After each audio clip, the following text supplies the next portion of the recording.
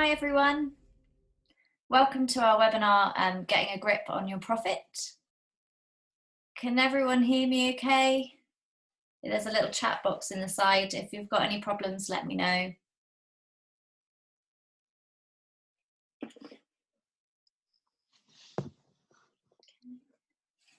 So my name's Lucy, I'm the Operations Manager at Fine Company. We'll be starting the webinar shortly. This is Ross. If you'd like to submit any questions at all throughout the webinar, please click the chat box and send them to me. We'll go through a few of them at the end of the webinar if there's time. And I'll hand over to Ross now. Thank you very much. Hope everyone's well in these times. I can see some familiar names in the participants, so I hope you do enjoy this display for you all. My name's Ross Martin, for those of you who don't know me. I'm a management consultant with Fine Company. I'm a chartered accountant by trade. I've been working with dentists and healthcare individuals for about 20 years now. Fine Company and Hive Accountancy are a diverse and expert group who operate only with dentists. We've also got a sister organisation, Hive Marketing, as well. So it's just a bit of context for a bit of background to understand who we are and why we're here talking today.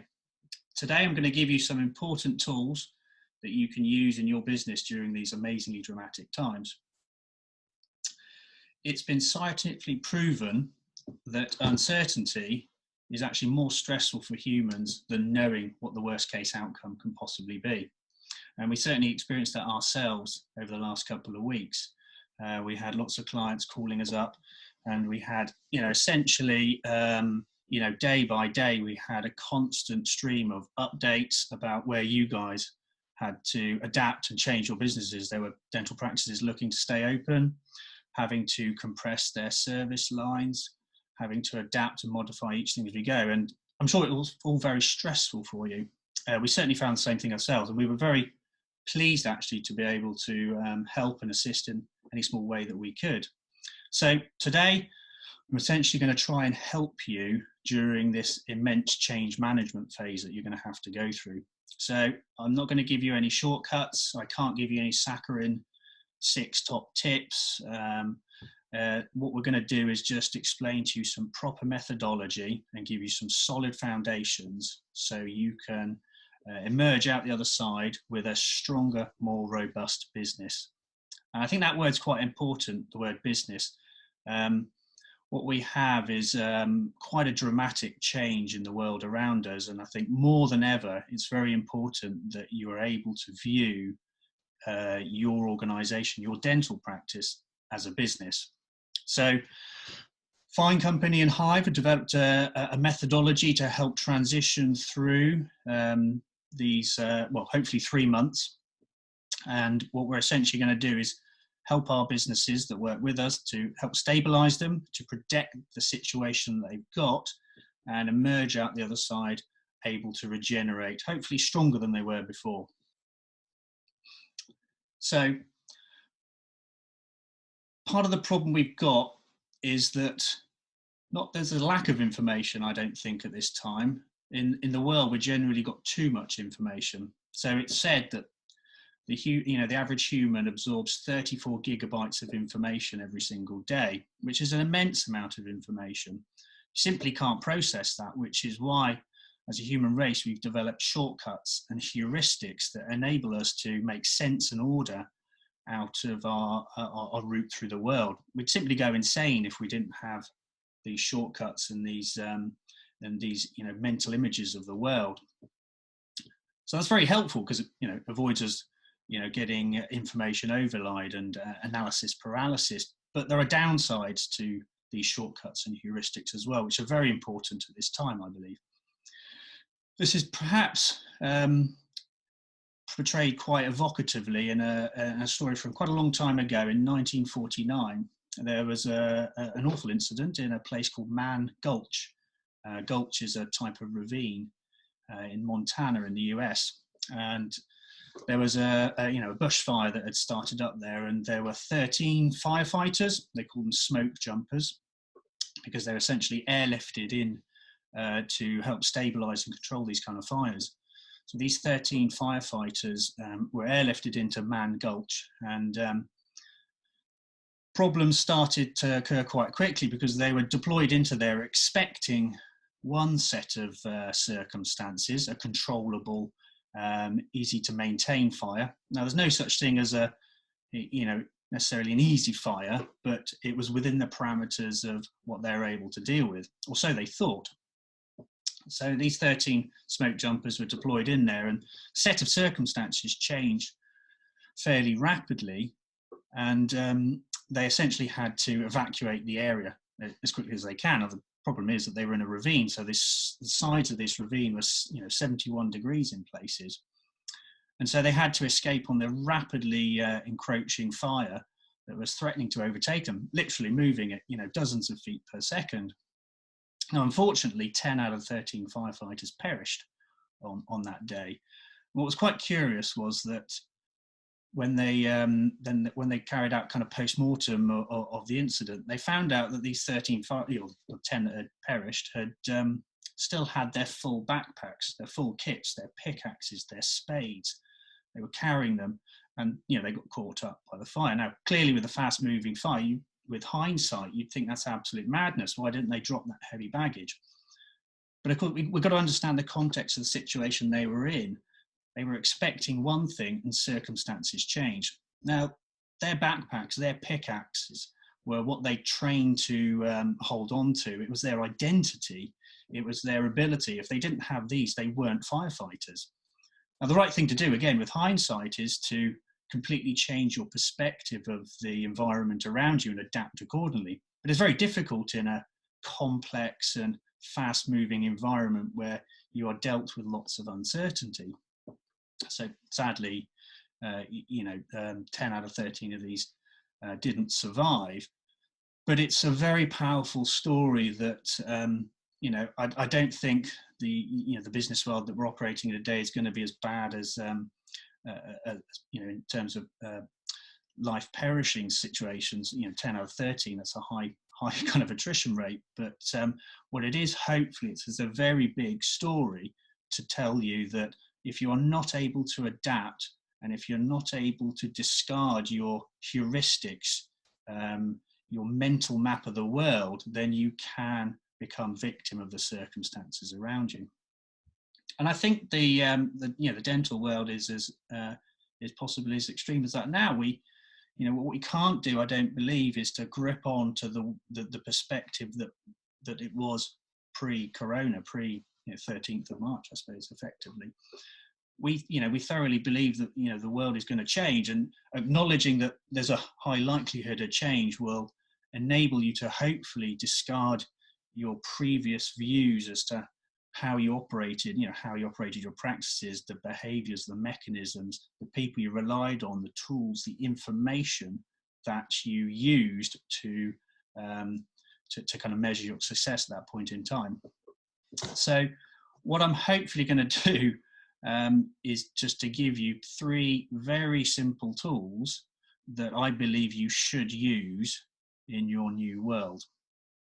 So I accept that some of you out there, probably have an NHS contract, and those dynamics are slightly different because at this moment in time, the NHS is promising to honour the contracts. But the essence remains the same, that when we pop out the other side and we need to regenerate, then we're going to need to have a different toolkit to navigate us through. And those are, the business rules that we work with our clients to kind of to develop are fairly uniform to a certain extent. So what we're going to try and do is just give you 3 very powerful but hopefully very simple tools, because we don't want to add to that information that you're absorbing every single day, but 3 tools that you can hopefully help use to help you navigate through the future world. So the first one I'm going to share with you is a very simple tool that helps you reorganize and recalibrate and portray the profitability in your practice. So I don't know how many of you study your profit and loss account at the end of the year, but I think it's important to acknowledge that that profit and loss account probably doesn't mean a great deal to someone who isn't a chartered accountant, but it's equally also important to acknowledge that it's constructed for a particular reason, largely to satisfy the authorities such as Companies House or HMRC. So there are weaknesses because it's done for a particular reason, but not for the reason of running your business.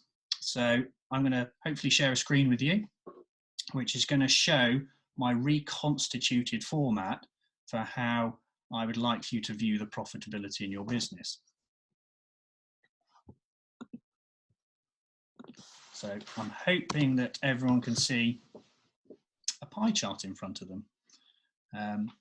So the reason why I thoroughly endorse this pie chart is because, in my opinion, it portrays quite a complex set of information, the profit and loss account as you see in your annual accounts, and gives it in a way that enables you to make use and make sense of the information. So we have all the categories on the pie chart that you see on a profit and loss account. I've combined a few together, but these are categories which enable you, or with our assistants, to help you benchmark against all the other practices in the UK. So we can tell, we can actually interpret quite a lot. We can tell what type of practice you are, whether you're an NHS, a mixed, a private practice, even a type of private services you might offer. They're all illuminated to us through these categories that you can see, and we can particularly point at ones then that may be more of a cost burden than they should be in the marketplace. We can often ascertain whether associate rates are a little bit higher than the market norms or the staff wages. So we've got all these categories in front of us, but these are uniform categories across every single dental practice. Now, there's probably one important step that I'd highlight that I make. It's actually one item that you don't see on your profit and loss account, and that's the segment that says principals costs. And in my opinion, this is a very fundamental step to take, and it's important because it helps you benchmark your practice properly. But when we emerge out of Corona, I think this is also a very important step you should take at that point in time to measure how effective your organisation is, how profitable it is, and help understand how you could constitute your business.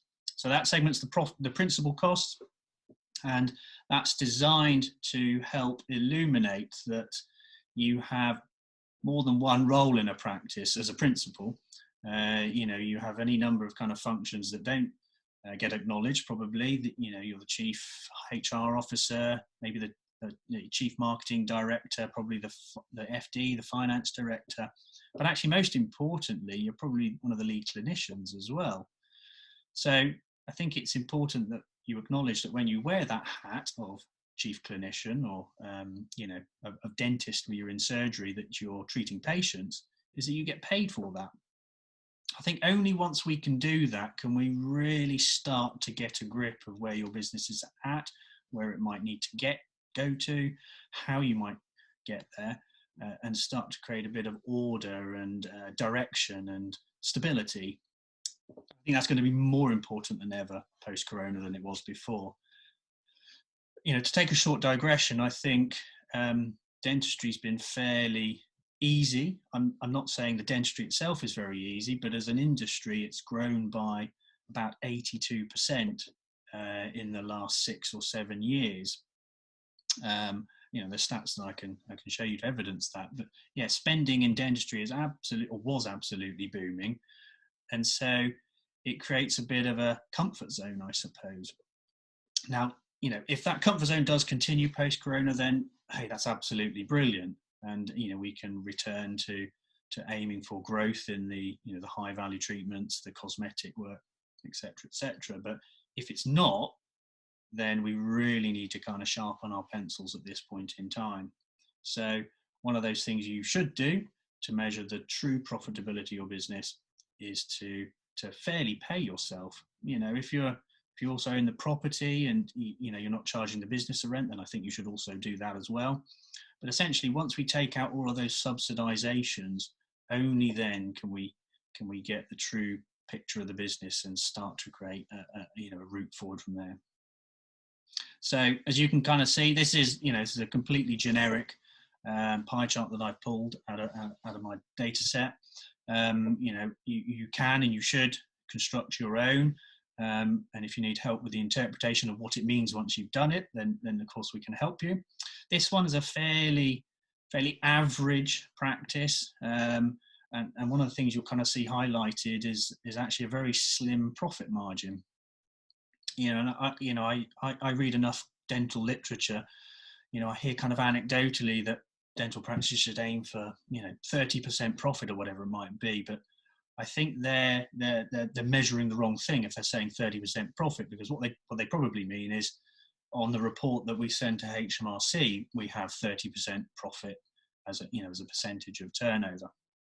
But that's meaningless somewhat. It might tell us that the principal's working too much, working 6 days a week. It might not tell us that the scalability or leverage in the practice, or that it's got a great market opportunity in the locale. Well, if we recalibrate so that we can benchmark against others, only then can we get to the same picture. Now, almost, well, not universally, but a high proportion of the time when I do this exercise first with the client before they might come with us through a business development program, we see the average profitability around 4 to 6%. Probably a bit slightly wider range than that in reality, 3 to 7 or 8%, but a lot of them are clustered around 5%. Spooky amount of concentration. But I think it's a self-fulfilling prophecy. I think what normally happens is practices tend to kind of plateau at a revenue line that enables the principal to get paid quite well. And that's not a bad thing. I'm just saying, the fire has turned course and it's starting to accelerate. You may want to calibrate your view of the world. And this is the one tool that you should use to get there.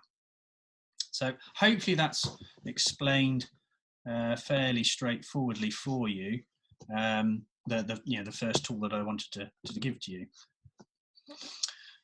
So this is a system that, if you haven't done it previous to now, then you can and should do it straight away.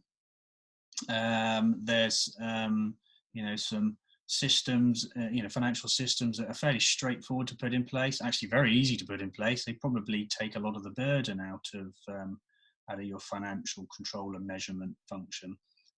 Cloud-based software, cloud-based bookkeeping software. Honestly, if you haven't tried it, you will be enlightened. You'll either save a lot of your time on a Sunday morning where you might have been writing up the books previously, or you'll save probably a fairly sizable chunk of bookkeeping cost that you'd otherwise paying within the practice to sort it out at the moment. I promise you, it's amazing. It gives you the information. We've got a template that we can bolt onto it. It'll essentially give you this information. So once you have this information, and if you haven't done it previously, you should do it now to get a position analysis of where your practice was pre-corona. It's a good starting point, in my opinion. Once you have that, then we can actually take it to the next step and work out how we start to stabilise and protect the business that you've got. Now, I appreciate you're all effectively shut down at this moment in time, but that doesn't mean your role as business owner has ceased. What we have also got to do is really hunker down now and make sure you've trimmed all the possible expenses that you possibly can. So, there can be a detailed exercise where we talk about every single individual expense that you should dial back. But what I wanted to, what I'm able to portray to you today is a bit of a risk analysis to show you that things probably aren't, that bad, or they shouldn't be that bad, once you've really kind of wrung every last drop out of the system. So the methodology I developed it was to use the same pie chart, but I'm going to recalibrate it for how your business should look during Corona. And I'll take a small amount of time to go through some of the segments, but I want to get too detailed for everyone because, again, it'll be quite case specific. So hopefully what you can now see in front of you is a pie chart with several segments grayed out. So what I am appreciative of is that there's always going to be a bit of a hangover of expenses that you incurred pre-shutdown. I can't necessarily sort them for you. There's a bit of triage that we might undertake to work out which ones, can be deferrable a little bit further. But again, that's done on a case by case basis. But hopefully, what I can illustrate to you is that during shutdown, there really shouldn't be that many categories of expenses that you shouldn't be able to resolve. So we want to really de-risk the situation for you, minimize your cash burn, so that's the cash outlay every single month, and give you hopefully a lot of peace of mind so you can go home and enjoy a bit of the time with the family, because that's kind of all you can do at this moment in time. We can start to prepare for reopening the business at some point, but we've got to make sure we've got solid ground. What we don't want is lots of uncertainty, because that's going to cause more damage to you personally and also to your business. So I'm sure you'll all accept that during shutdown, you're not going to be incurring any lab fees, you're not going to be incurring any materials. I'll come back to the principals costs in a minute, if I may. You probably also got mostly self-employed associates, if not entirely, and so sadly, they're going to be told to go home. There's no work to be done. They've got their own government support package that they can rely on. Hygienist cost, they're either self-employed or employed, but to be fair, your employed staff also have the furlough scheme to now rely on, which is, the government's done an amazing job to deliver that. I know that the cash reclaim won't come to the end of April at the earliest, possibly the start of May. So there is a cash flow, deficit that we need to resolve there, and we can possibly look to temporary measures for that. Pull it out of your tax savings account or something like that, because we know it's only going to be a temporary measure. So, fair credit to the government. They've invented a brand new benefit system.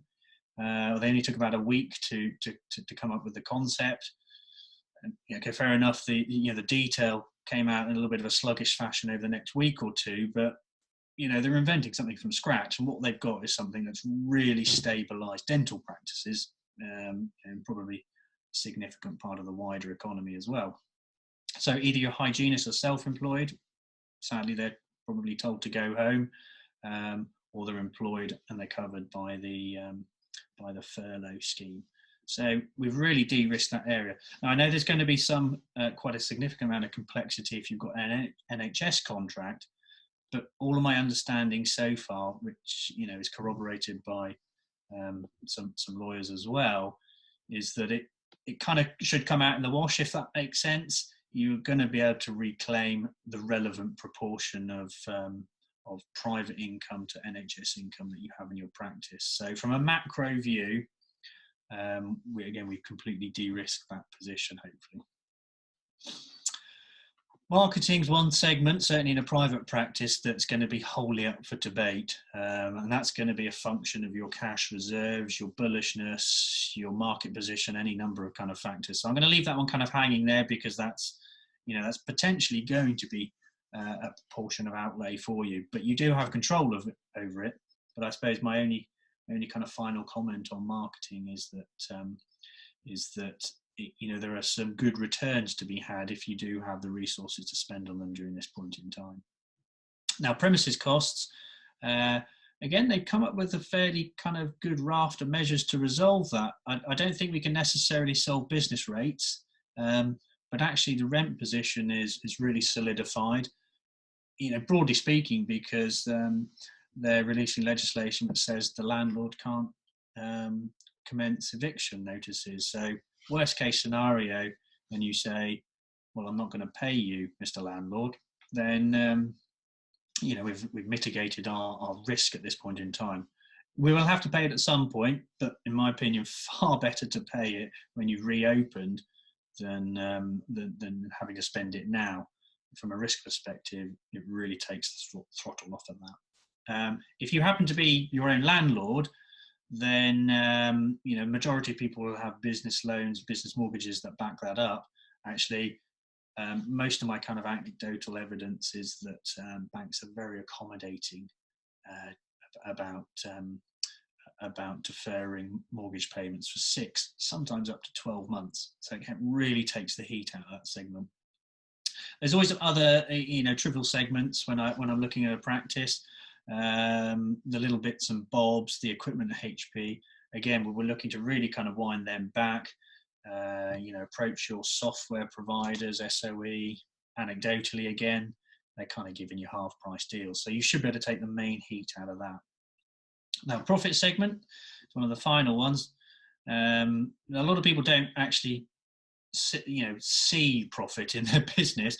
That's because a lot of the time the profit segment is used to pay the business loan for buying the business in the first place. But again, we can kind of follow the same thread as the business mortgage. A lot of the banks are seemingly very accommodating in deferring your business loan for 6 to 12 months. So again, hopefully it's not taking the heat out of the profit segment, it's just taking it away from you. So the main segment that we're left with, that we have to deal with, and I can't turn up giving you everything as a panacea here, but fairly universally, most principals have come to terms with the fact they won't be able to take any funds out of the business. As long as you've reached that moment already, and as long as you've got your head around that, hopefully it will just give you the certainty of what's going to happen. There's no question, as far as I'm concerned, there's not going to be too much profit in any business at this point in time. If you've got some cash reserves, fair enough, you can draw them down. But if your expectation is to take nothing out of the business, that's a safe perspective to have. So with that has a consequential effect for a lot of people, and that's where we have to change our kind of gaze a little bit. Because most of the time we're dealing with business only perspective, but we're encroaching very quickly into your personal world. But again, I don't think this need be entirely negative exercise. Hive Accountancy is able to undertake a personal budget appraisal, which actually fulfills a combination of purposes. It does help you stop and pause and assess what you're spending in your personal world, and sometimes that's quite a cathartic exercise. Actually, simultaneously, what we can also do is try and ascertain whether you're bearing some personal expenses and can actually be routed through the business. So quite often there's a tax advantage to undertaking a personal budget appraisal. Now, the big one that most people have to deal with is their home mortgage. And again, I'm sure probably many of you have thought about this already and hopefully have actioned it already, but it's seemingly quite possible to defer your home mortgage payment. None of this is necessarily good news. We know it's debt that has to be paid off, your home mortgage, your business mortgage, the HPs. We understand that, but we're in a really bizarre set of circumstances at this moment in time.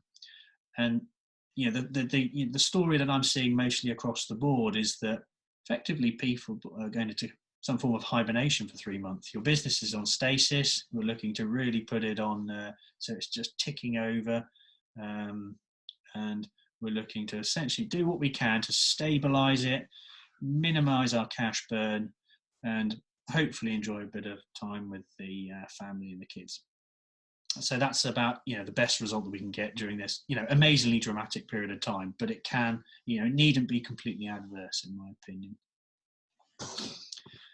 So those are two really powerful tools that I hope you're enjoying and hope will find useful at this point in time. You've probably carried out a proportion already, I imagine, and if you wanted us to work with you to really kind of wring out those last percentage points of value out the exercises, that's when you really get the benefit. Most of our modelling seems to suggest that businesses can get to a point where their cash burn is about 12% of turnover. So for a £1 million business, you really shouldn't be expending more than about 10k per month during this stasis period. 10k max. For smaller businesses, it's obviously a bit smaller. I'm kind of giving you worst case scenarios. So hopefully that's a little bit helpful with the first two tools I've got there. And what we essentially really want is to, as I kind of say, really stabilise and make it so that you're not uncertain about everything. We're quite fortunate. The date that we're holding this webinar now, it's we've popped out the end of this insane period where we're accumulating so much information from so many different sources. We were quite grateful that we were only collating, the professional, the business side of things. Very mindful that you had to also absorb lots of information from the NHS, CQC, and a lot of it, changed tack a couple of times. So we've got a dedicated Corona page set up at Hive Business. It hopefully helps create order and summary out of all the various measures that the government has, the business funding, self-employment support, furlough, they're all on there and summarised. So take a look at that by all means. Hopefully that then draws a massive line under all the kind of negativity and the turmoil that we've had to date. So what I've then got a moment to explain is what we might want to do to prepare for ourselves as we pop out the other side. So, I find it difficult to imagine that things aren't going to be amazingly different. I hope to some degree that they're similar, but I suppose what I want to do is start to envisage what might happen if the income in your practice drops by, let's say a modest 10%, because I think it has a number of consequential effects. It would be fairly natural, for example, if the new patients don't return as quickly as you might imagine, and if they only return to a level of 90% of previously, then I think it would be natural for principals to probably secure the income for themselves. That would be perfectly normal and perfectly natural. And so, what a lot of our internal debate at Fine Company is considering is, well, what's that going to cause? And we certainly think that the dental associate market is going to be disrupted, because we've seen what happens in our supermarkets when people start buying just a little bit more than what they needed. That's caused the supply chain issues that we've seen in Sainsbury's and Tesco's and what have you. So if we get the same kind of compound effect with income and principals starting to treat probably more the new patients themselves, it's going to have, I believe, quite a dramatic consequential effect in the revenue that dental associates have, which is going to have a knock-on effect of availability of dental associates in the marketplace. Broadly speaking, we think there's going to be a flood of them lurking around trying to find a place. So we think that's ultimately going to suppress associate wages, associate pay rates. We've seen the simultaneous attack from the government to try and make everyone employed. They've deferred that for 12 months because it was due to come in on the 1st of April. But all of that we certainly believe is going to lead to better availability of associates, and I think that inherently means a drop in their rate. So all of that feeds into the new business model that you might want to deploy. But again, to kind of break it down to kind of solid methodology, what we want is to give you the basic tools that there's not going to be any kind of 7 top tips of what you need to do when we look to reopen and to regenerate your practice. But there are certain markers that we absolutely need. So in my opinion, you absolutely need solid financial foundations. The profitability is a curious kind of anomaly to one extent, because I was looking at practice prices with amazement over the last 2 years, and the prices have just climbed and climbed and climbed and climbed. And at the same point in time, you saw from my pie chart from earlier that the average profitability is 5%. The principal might be getting paid quite well, 30% of his turnover when you see it on their statement that goes to HMRC at the end of the year. But intrinsically, it's because the principal is carrying the main burden of the practice, and the core profitability that it's generating might be as slim as 5%. So watching these prices climb and climb and climb is very interesting, because what it actually told me quite significantly was that risk wasn't appropriately priced into dental practices. Now, we have close links with a number of the major corporates that are acquiring, and they say they're going to keep on acquiring. But I suppose, to reiterate, my main point is that if you are a young associate who's just bought a practice for £1 million that's 5% profitable, you absolutely haven't price risked in. And that's probably been illuminated more painfully than you ever might imagine during the corona disruption. So having profitability, ideally 13, 14, possibly approaching 15%, is completely fair in my opinion, and it's indicative of an efficient and well-run business.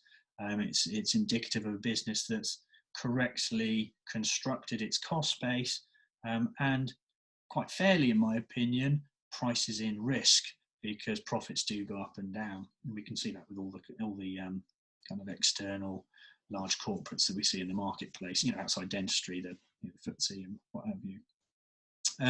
So think about what might happen, and think about what happens if income does drop, and think about how it's okay to run your business with a profit margin involved. That's actually a really stable thing. It's healthy for all of your staff for you to generate a profit, because it tells us you can ride out the difficult times.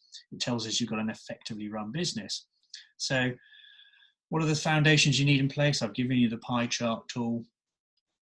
We've modified that pie chart to enable you to deal with the corona situation, but there is also a tool I can give you to consider your future as well. It's not the answer. There is no such thing as an answer in a complex thing as business, but it's a good tool that you might be able to use in the new world.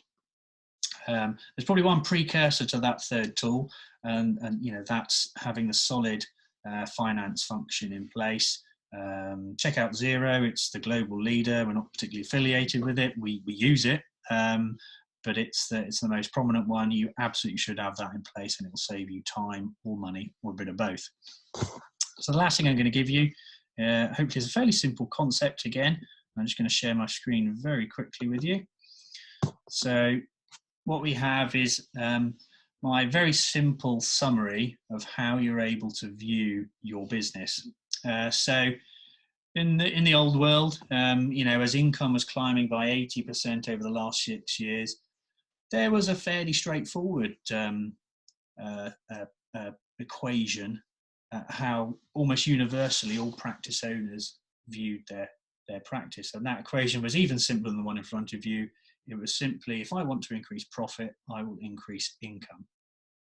And that growth environment, the burgeoning of facial aesthetics, the increased propensity of implant work, digital dentistry, cosmetic dentistry, all that kind of stuff, reinforced this apparently unbreakable equation of profit being equivalent to income. But I think that's going to change. And so to equip yourself in this new world, I think you've got to look at a slightly more sophisticated, but hopefully still very simple equation, and try and ascertain where your business fits into it. So that equation is profit, very simply, is a function of income less your clinician cost, less your surgery overhead cost.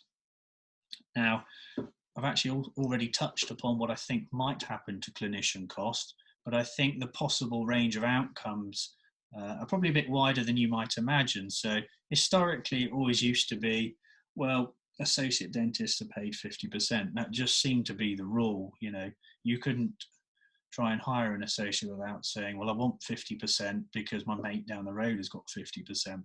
Now that certainly in private practice dentistry, and then well-positioned private practices, started to kind of compress down to 45%, or some version of a sliding scale, which more often than not ended up around about 45%. But I think there's going to be a much wider range. Essentially those practices that are well positioned in the marketplace, that are profitably and effectively run, possibly got some economies of scale, they might be able to attract clinicians who are, bluntly speaking, desperate for a job, and they can offer them a full diary, and the pay rates could come down as little as 30%. Honestly, there are other professions out there such as, law, architect. They'll be viewing dentistry and going, you guys are mad. Your main fee earners paying them 45 to 50%. You're crazy. How can you make any money? And the answer was, of course, that you weren't really making any money, you were making 5%, but you'd built an environment that could pay you very well as a principal, but you weren't inherently profitable. There are many more variables, I think, now, the clinician cost being one of them, the surgery overhead costs as well. So probably a sub tool within this tool is to work out how much it costs to open your surgery per day. And it ranges quite a lot. A scary amount can range from as little as £300 a day to open a surgery up to £800 a day. And of course, when you view that, when we view this equation in from a slightly more overview, having one of the functions in your equation varying by 250% is the scale we're talking about, you can see there's probably a bit of slack in the old system and clearly a lot of choice in your new world. So all of these you have control of, or you could have control of if you wished, and you can choose how that's going to cascade into your brand position, how you carry out dentistry, the location you carry the location of the practice in the suburb, or retail position, how effectively it's run, any number of variables, but it will be a function that groups together like this.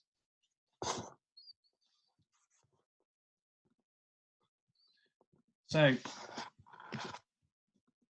hopefully I've given you 3 very simple tools to help you navigate through this amazing period, and enable you to position yourself towards the future as we pop out the other side. I genuinely believe there's amazing opportunity that lasts out there, but you're not going to be able to rely on your previous mental image of the world.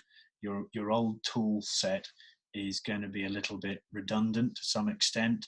You're going to need a new set of tools, and if you'd like us to help you with any of those tools and developing them, and how to use those tools, then please get in contact with either Fine Company or Hive. I think we've probably got a moment to take a couple of questions if there are any, Lucy. Hi Ross, we've not actually had any specific questions about the content, but a couple of people have asked if it's being recorded and if they can have a copy. So yes, it is being recorded and we will send it over to everyone. And I think you shared the link to the Corona page as well, if that's helpful. Perfect. And if you do want to book in a call with Ross, my email address was on the confirmation, so you can email me and I can get that booked in for you all as well. Thank you very much. We have just had a question that's come through. So have you any experience of getting hold of funding circle payments? Funding circle lending. It depends what quantum we're talking about. Funding circle, my experience is it's a bit, or business lending, I suppose, to break it down to brass tacks. Business lending can be a bit binary. Either it's really easy to get a little amount, and funding circle historically has always been kind of okay to access.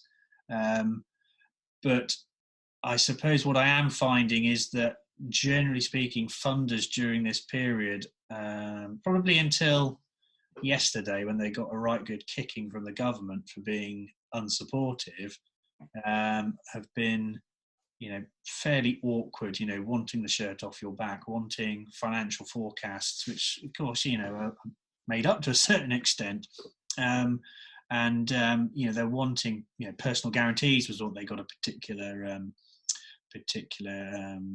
criticism from. So the government's exercised its force over the main pillar banks to say, look, we're underwriting 80% of the risk for you, lend some money to businesses. So it's probably not specifically answering your question about funding circle, but from yesterday, we're starting to see that banks are a bit more amenable to business lending. Again, we'd have to kind of know your specific circumstances, what your cash burn rate is, because generally speaking, banks are still going to want to see a viable business plan. It's just that they're more likely to say yes because they've got their risk mitigated by the government. Okay, so there's no more questions coming through now. So thank you all for joining us today. If you would like to get in touch with us to book a free consultation, please do.